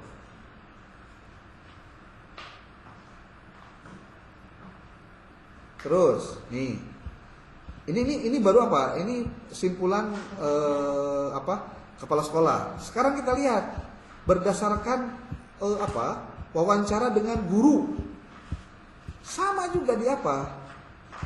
Tuh disimpulkan. Pertanyaannya apa? Narasumbernya apa? Jawabannya apa? Simpulannya apa? Simpulan siapa? Simpulan siapa? Simpulan siapa? Si peneliti maksudnya. Ini dengan guru. Sekarang dengan siswa. Coba tinggali.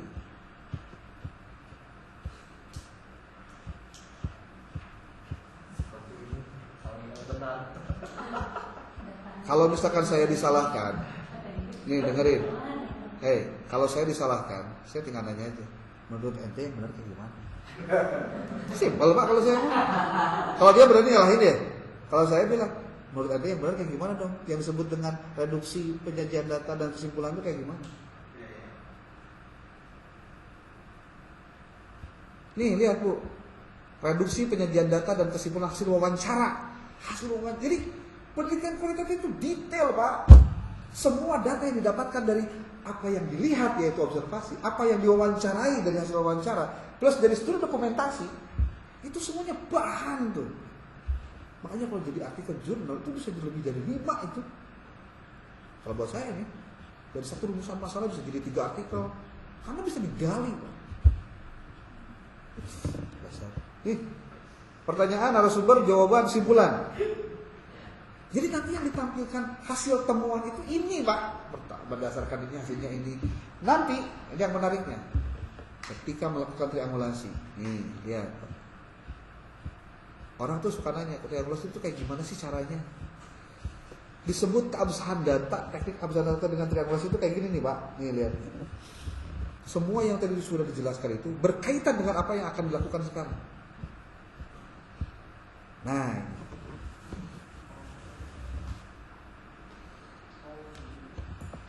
kan si peneliti ini, si Anandita ini nulisnya bahwa dia akan menggunakan 2 triangulasi sumber dan metode saja, teknik. Dua triangulasi yang dia pakai. Dengan triangulasi sumber, dengan pertanyaan yang sama, dia tampilkan jawaban si kepala sekolah, jawaban guru dan jawaban siswa.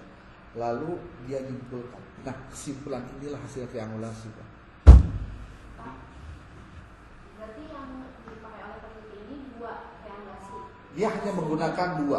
Sumber dan teknik. Iya, ini baru sumber ya, saya tampilkan baru sumber.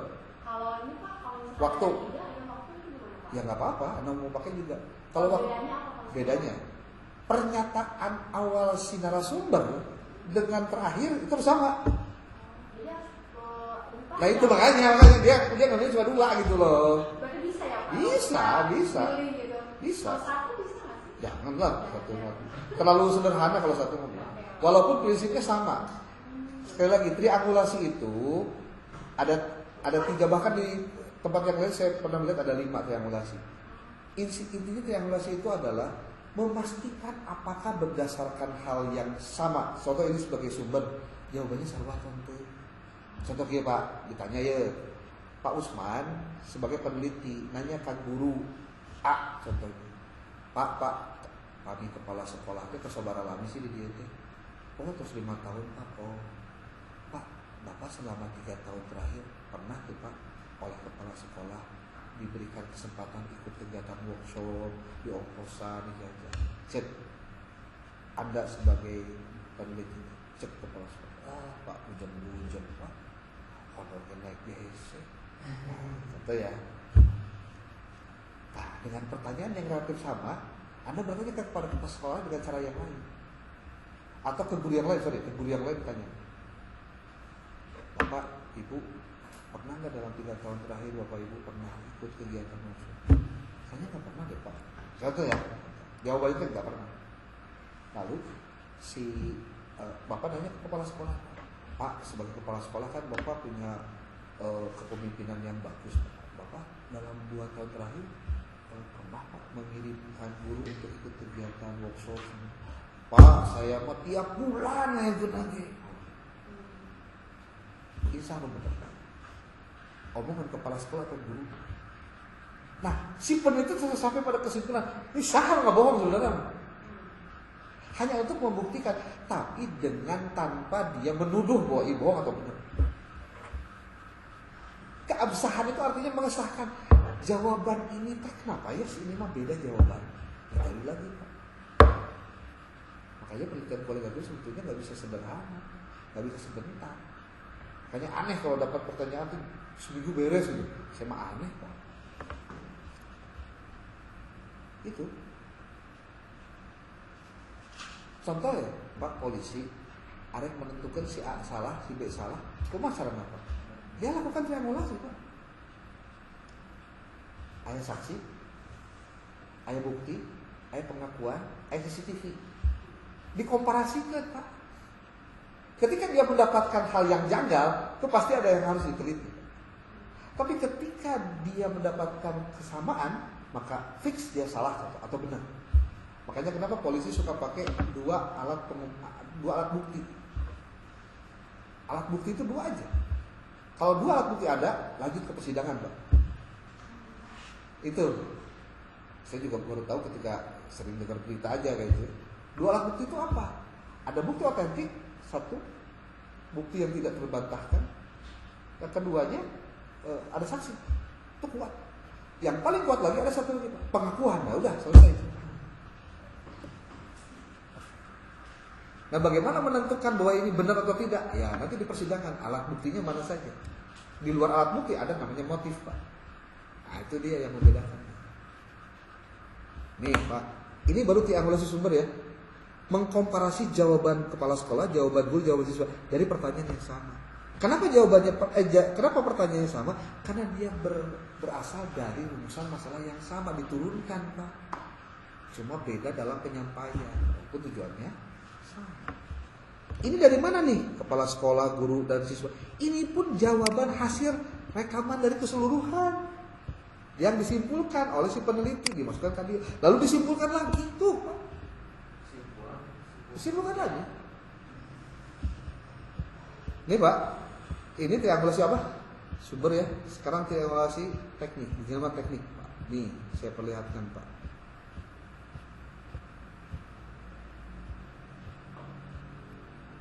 Triangulasi teknik. Nah, mengkomparkan, membandingkan atau mensejajarkan antara hasil dari wawancara, hasil dari observasi, hasil dari dokumentasi. Nih lihat Pak. Ini diambil dari wawancara, kesimpulannya ini dari observasi, ini dari observasi. Kesimpulannya apa? Kegiatan rutin yang dilaksanakan dalam melaksanakan pendidikan karakter pendidikan yaitu melalui kegiatan Jumat bersih, piket kelas. Jadwal piket ditempel di papan bank masing-masing kelas. Berdasarkan apa penjelasannya? Dan sekarang ada AI jauh lebih gampang Pak ketika melakukan informasi. Gampang atau masukkan datanya aja, wawancara hasilnya gini, observasi hasilnya gini, dokumentasi. Berikan kesimpulan berdasarkan gampang aja. Yang penting datanya Pak ya. Iya. Jadi yang keliru itu kalau datanya nggak punya, tapi pakai AI ya itu. Tapi kalau datanya Anda punya, tinggal minta bantuan ChatGPT untuk dikonfirmasi, di brainstorming dia. Tolong dong lakukan ini, tolong dong lakukan ini terus begitu. Tuh Pak, yang ini kemudian dimasukkanlah nanti ke dalam bab 4 Pak. Ini baru triangulasi ya, triangulasi teknik. Ini sama Pak. Terus semua rumusan masalah yang dipertanyakan dalam lembar itu disampaikan di sini Pak. Baru foto-fotonya Pak ada. Baru foto lagi diberikan keterangan ini teh apa gitu.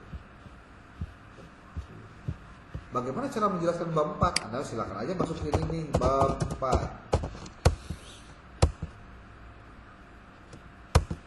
Nih.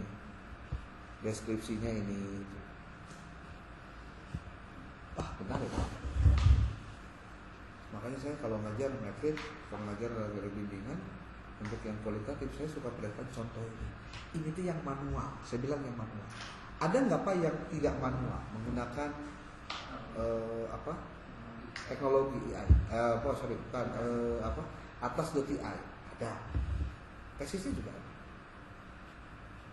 Dan itu saya lakukan ketika saya ngajar di swasta. Saya pastikan dia harus download beli gampang sih, beli murah 75.000 itu si softwarenya lifetime. Beli di Shopee juga banyak. Dan dia belajar lagi di YouTube juga banyak ininya tutorialnya. Jadi kalau penelitian kualitatif, ketika Anda nanti SK sudah keluar dan lain-lainnya sudah keluar, gunakan yang benar, tekniknya yang benar. Jangan mengikuti tesis-tesis yang sudah banyak ada, tapi saya nggak bisa ngomongin ini benar atau tidak. Karena ada teorinya, ada rumusnya, ada ilmunya. Dan kalau saya boleh cerita, kalau kemudian apa yang saya tampilkan barusan Anda tulis nanti pada saat Anda nyusun tesis, boleh jadi tesis Anda nggak bakalan 100 lembar, 150 lembar, lebih dari itu. Terus lampirannya juga ditampilkan. Anda mau tidak melampirkan lampiran gimana? Boleh, terpisah saja. Tapi nanti Anda perlihatkan pada saat sidang ini lampirannya. Ya kan bisa diperlihatkan kepada penguji.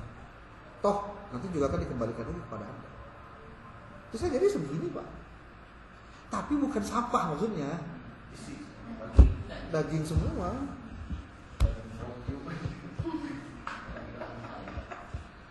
Oke, ada pertanyaan? Boleh.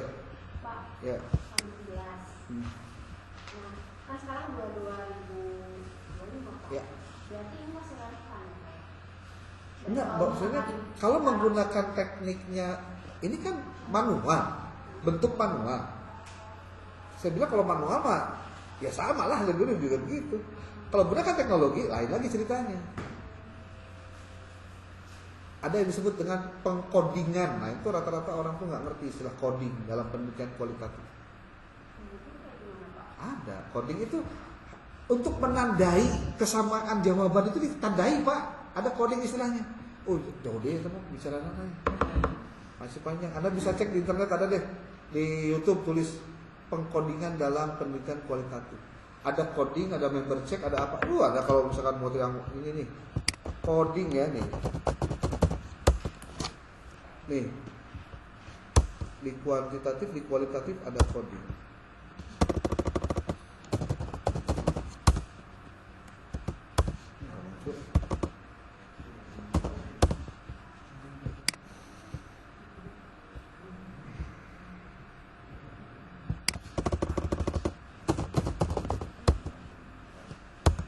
Member check.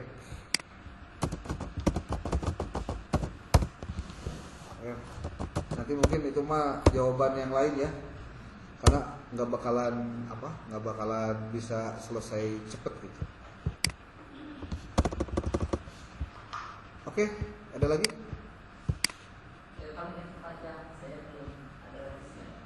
Siapa namanya? Saya juga Pak, Yusuf saya sama saya Pak. Ya, tinggal dibuka aja ini. Yusuf teh mana Yusuf?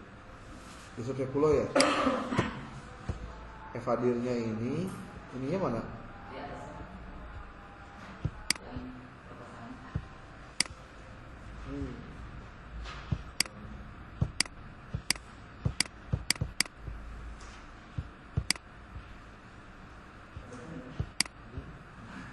Yang mana?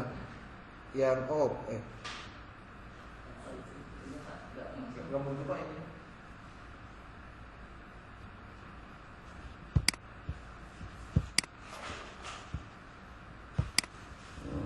Ibu Sri udah belum? Belum. Baru ditampilkan aja. Oke. Semua ya.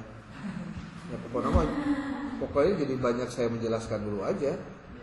Toh itu juga bukan tanpa alasan. Ini Bu siapa nih? Sri Mulyani. Efektivitas penggunaan teknologi digital dalam manajemen sumber daya manusia.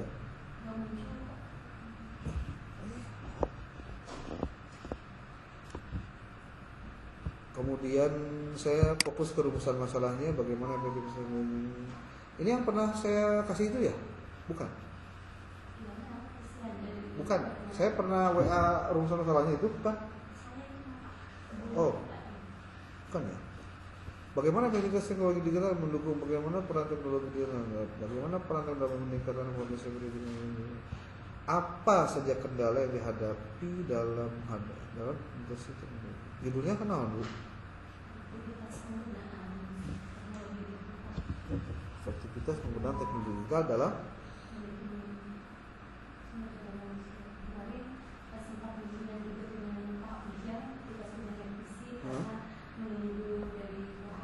ini udah oke.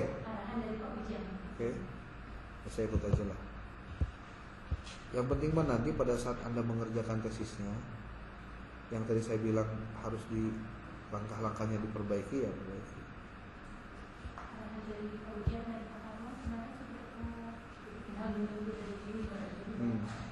Ini bukan teoritis ya, teoretis. Dibiasakan Pak, bukan teoritis ya, teoretis.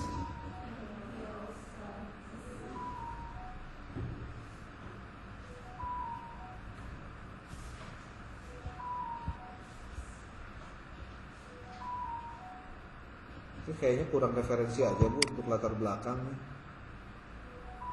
Ini bisa Anda lebih banyak kaji yang lain. Dan dibiasakan nulis dari satu paragraf itu minimal 3 kalimat, jangan 2 kalimat. Sebab kenapa? Karena posisinya dua kalimat itu hanya menjelaskan kalimat inti dan kalimat penjelas. Harusnya di paragraf itu ada kalimat inti, kalimat penjelas, kalimat penjelas. Tidak satu lah gitu.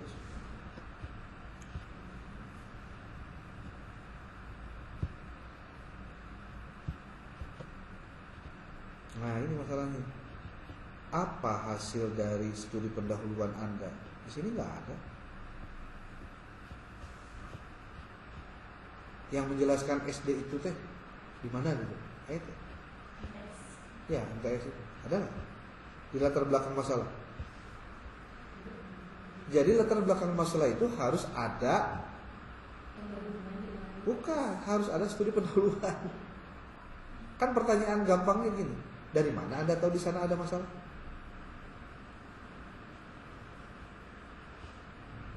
Ayo.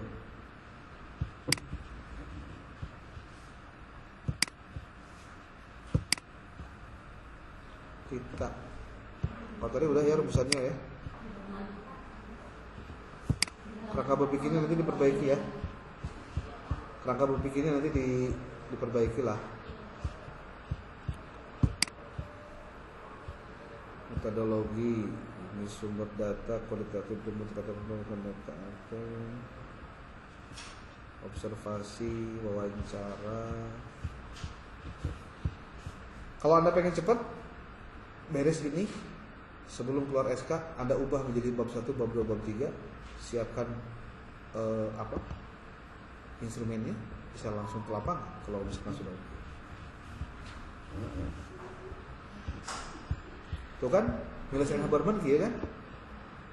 Itu yang tadi itu data collection, reduction, data display, conclusion. Ini sebenarnya.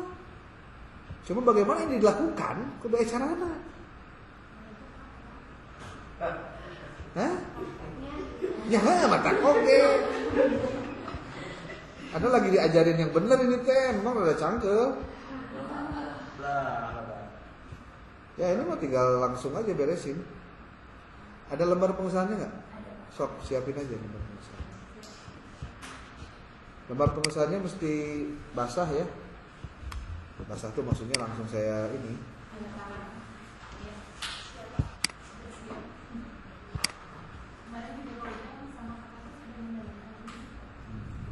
Ya kan menandatangani itu bukan berarti benar sebenarnya. Kalau lebih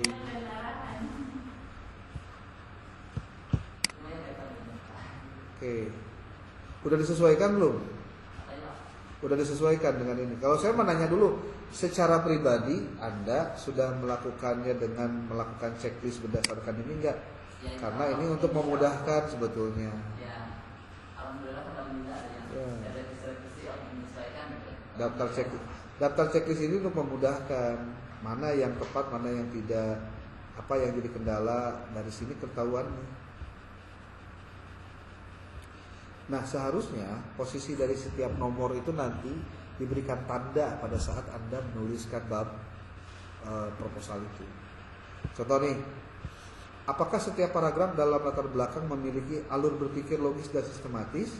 Nah nanti itu di si latar belakangnya ada blok, set, tulis di situ. Ini sudah logis dan rasional, penjelasan. Dikasih komentar di proposalnya, jadi kesayanya enak. Oh ini ada bagian ini, di bagian ini, bagian ini. Gak apa-apa. Maksudnya perbedaan antara proposal sebelumnya dengan revisi kan saya nggak tahu kalau tidak ada catatan-catatan itunya. Jadi ini yang disebut dengan self evaluation, penilaian diri sendiri. Tuh seperti ini contohnya. Apakah rumusan masalah ditulis dalam bentuk pertanyaan yang jelas dan spesifik? Kalau jawaban ya, Anda kan tinggal nulis di sininya nih, contohnya nih siapa?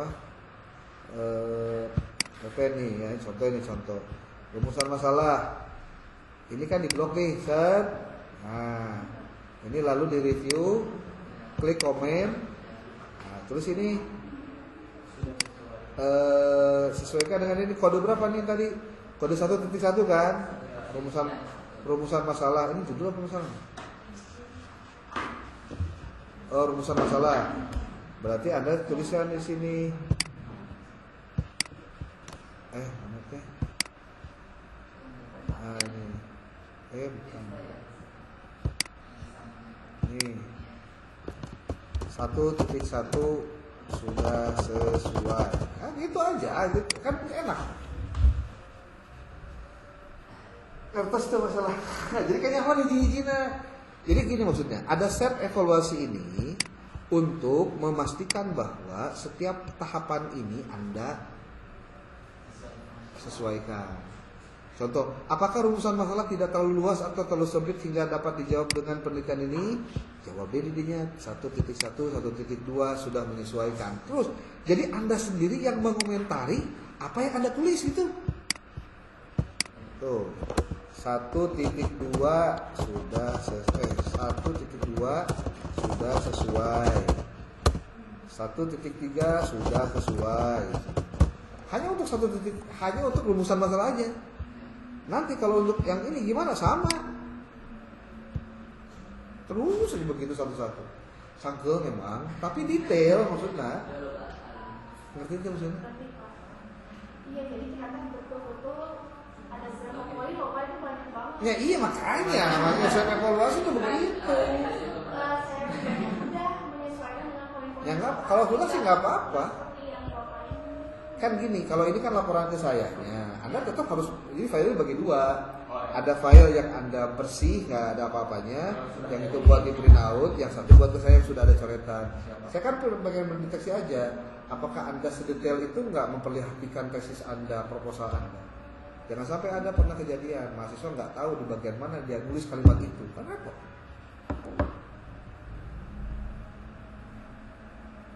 Gitu.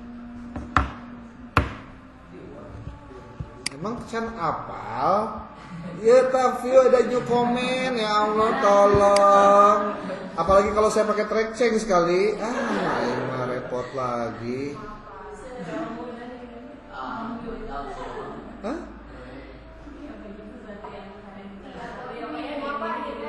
Enggak, biasa aja.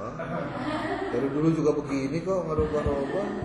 Tapi itu Pak, bimbingan di kelas kami aja, bimbingan yang sampai dijelaskan seperti ini teh, bimbingan Bapak gitu. Yang lain mah pada lolos Pak, kenapa yang lain itu kan pengajuan, tapi sedikit lolos. Cuman dari Bapak kan dari nol ya, dari kemarin cara kita mencari masalah.